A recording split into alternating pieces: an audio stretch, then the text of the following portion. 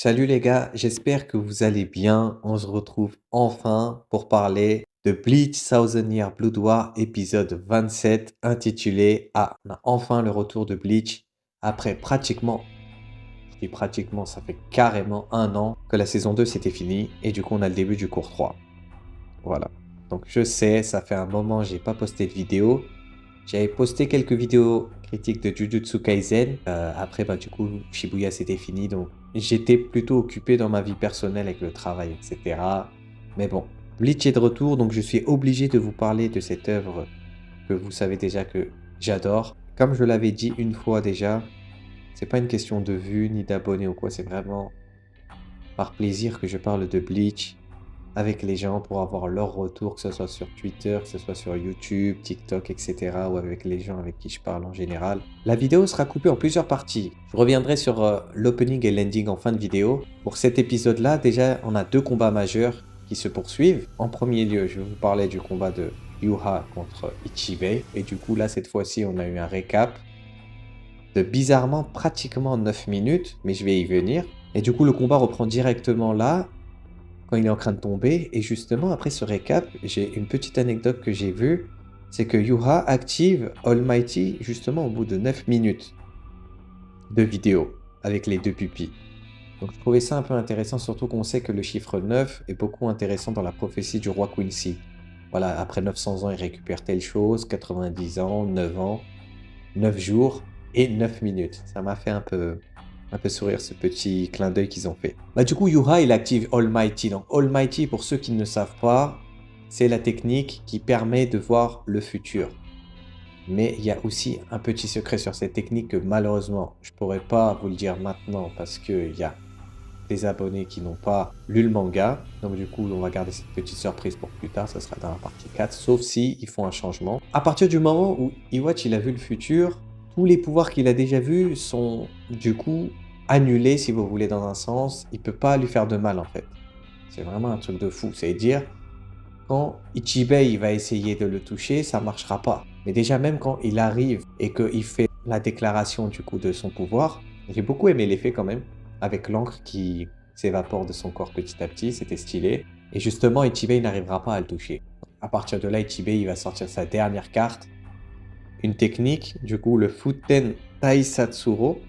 C'est limite une extension de territoire, hein. Du coup, il nous fait un petit chant original. Je me rappelle pas exactement dans le manga s'il nous faisait une petite danse, etc. Je crois pas. Donc c'était assez marrant et original. Mais il y avait un bon petit rythme de musique et de chant. Le petit temple en noir sort. Alors dans le manga, faut savoir que c'est une page vraiment tout en noir, hein. Tout est fait en noir. Et le staff avait dit de mémoire que ils ont dû rajouter une petite couleur pour entourer les personnages. Du coup, on a un petit truc rouge à peu près noir et gris. Et du coup, c'était vachement stylé quand même. La CGI a été aussi bien faite. C'est plaisir de voir un truc bien travaillé comme ça. Et justement, c'est assez stylé quand même parce qu'il va voler sans nuit dans le futur au Sereitei. Mais tu vois quand même, Iwatch, il est tellement stylé qu'il va réussir à deviner ce qu'il va parler. En fait, ils vont parler au même moment et ça faisait stylé. Il le faisait déjà dans le manga, mais l'entendre et le voir, c'est très différent. Je pense que les Animonly, déjà sur ce passage-là, ils n'ont pas dû comprendre parce que quand t'as Ichibei qui fonce vers Yuha, monsieur finit exploser. Tu vois. Donc, truc de fou, tu comprends rien ce qui se passe. Le mec, voilà, je m'appelle Yuha Bara, je suis celui qui t'aura tout pris.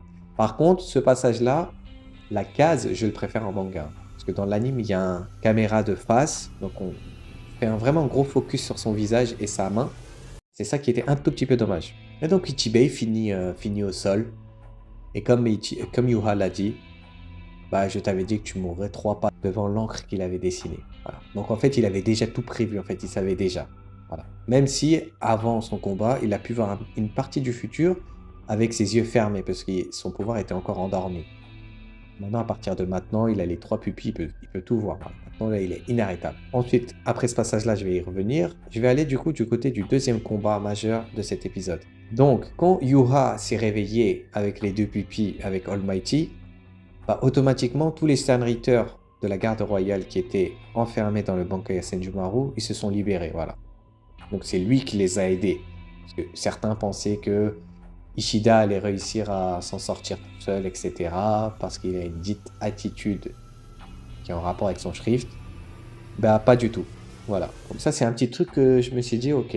Et du coup, le petit Ishida, on voit bien qu'il commence à avoir un petit boost, de pouvoir.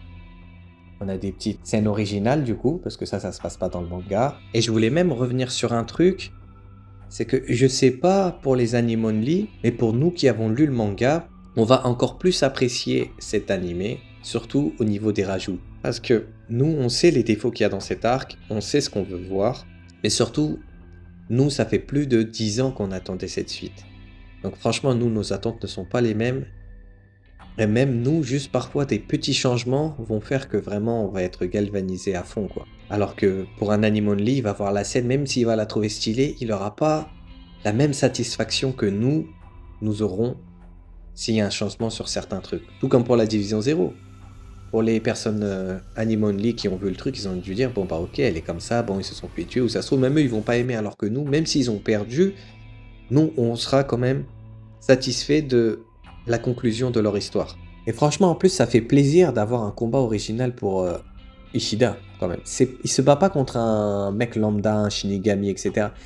N'empêche, il se bat contre quelqu'un de la Division Zéro, quand même. Et en plus, il se bat contre la meuf qui a fumé tous les mecs dans l'épisode d'avant. Donc c'est pas un combat nul. Donc en termes d'animation et de fluidité, j'ai beaucoup aimé, franchement. Et même le Bankai de Senjomaru, il est hyper tité quand même. Elle peut balancer de la lave sur le sol, en même temps elle peut balancer des glaces, elle peut aussi envoyer ses draps du coup qui peuvent t'attraper. Et Ishida du coup, on voit quand même, il ne gère pas encore assez bien ses nouveaux pouvoirs. Il apprend quand même encore à le faire. Et il y a un gros travail sur les yeux, parce qu'à chaque fois on voit le blood. En fait, c'est ce que je me disais, c'est que au début de l'arc Guerre Sanglante, on avait Quilg qui disait à Ichigo que non, c'est pas possible que les flèches de Quilg soient plus fortes que celles de Ishida. Et Ichigo, justement, il dit que ça fait longtemps que je me suis pas battu contre lui. Donc en fait, moi dans ma tête, je me disais qu'il aurait peut-être sûrement des nouvelles attaques. Mais non, en fait, je pense qu'il va garder les mêmes attaques, mais ils ont eu un boost de puissance de malade. C'est juste qu'on s'en rend pas compte en fait. Il balance des flèches. Le normal, il fait son Lichterain, mais on voit quand même qu'il y a une petite puissance en plus. Et justement, elle va même lui balancer des holos, etc. Donc vraiment, il y a eu un bon petit plan de combat que j'ai bien aimé. Et à un moment ou un autre, bah, Ishida, il va se faire attraper. Par contre, du coup, Senjumaru, je pense qu'elle voulait juste le tuer avec la sorte de piqûre, parce que dès qu'il se fait piquer, il a un petit début de pouvoir qui s'éveille, mais qu'il ne contrôle pas trop encore.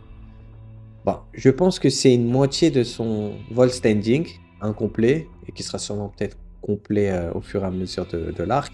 Il a un côté badass de ouf. Quand il lui dit, ouais, bon, tu crois vraiment que tu vas sortir de mon Bankai, toi?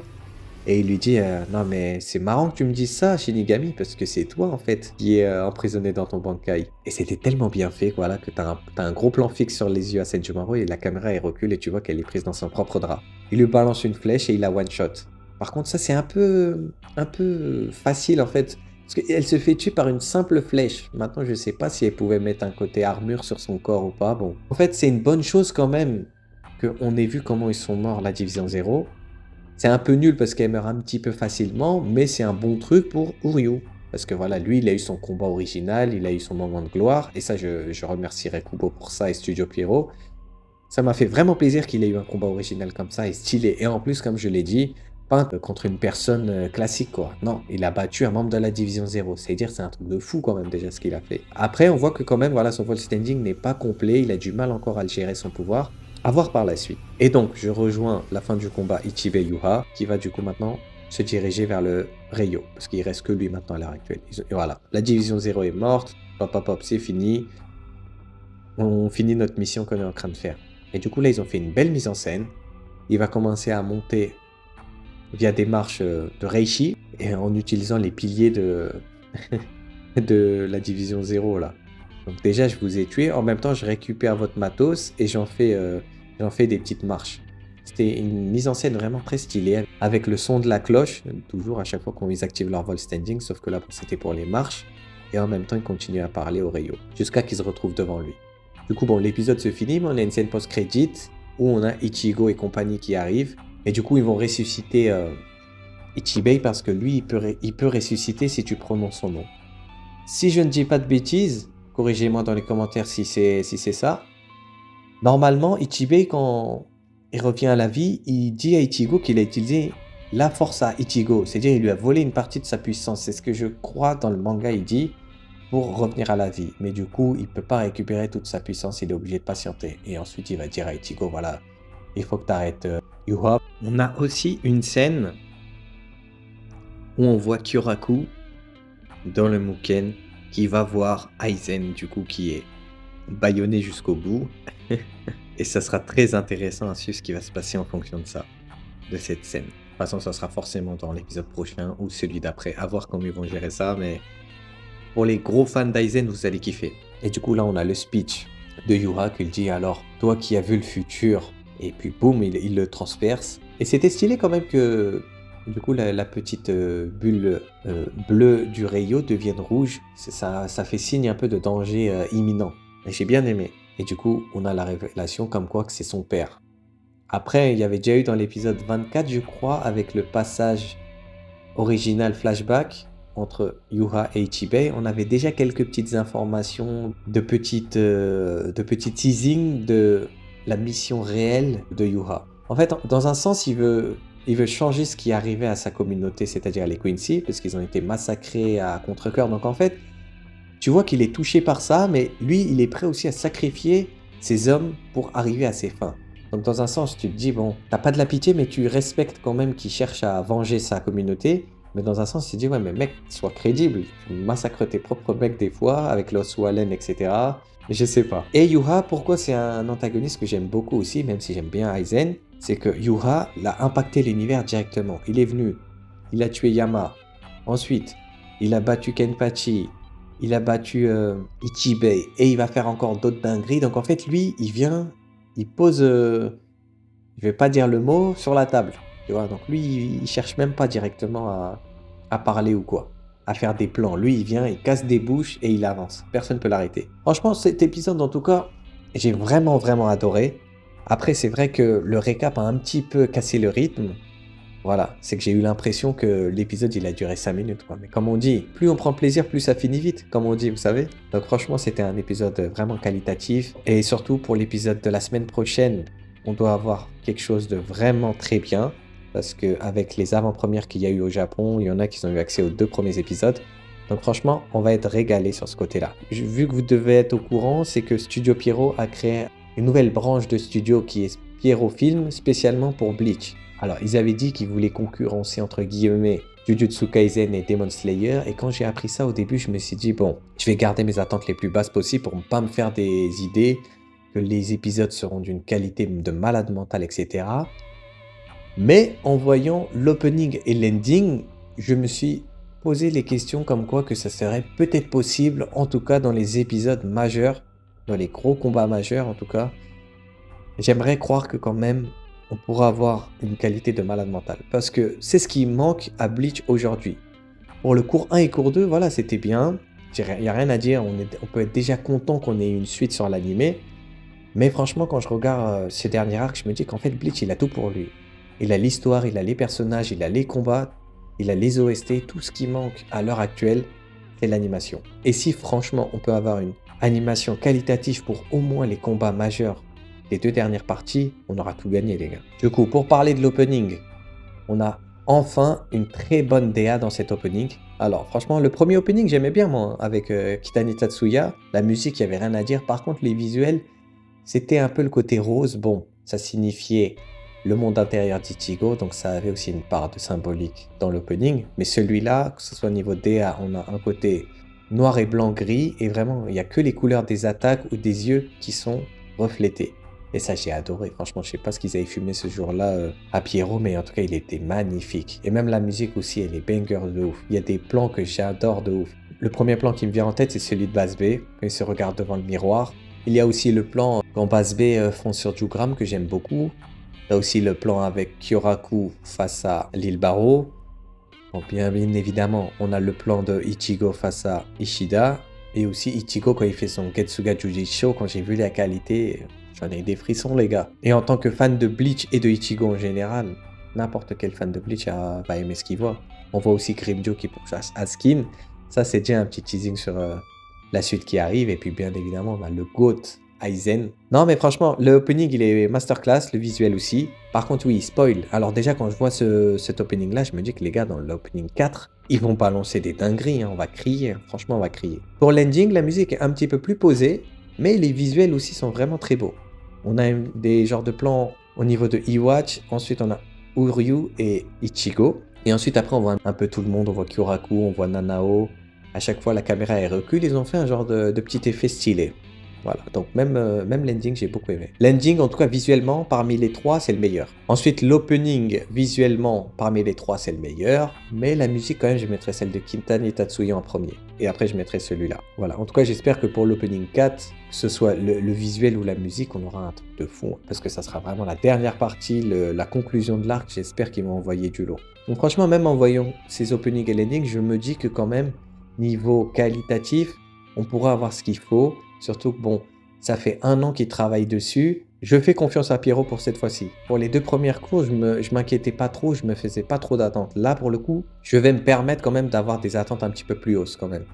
Surtout que là, avec cette partie 3, on devrait avoir quand même beaucoup plus de rajouts, même si on a eu quelques infos par-ci par-là. Après, c'est parfois de la supposition. C'est plus ce qu'on a envie de voir plutôt que ce qu'il y aura.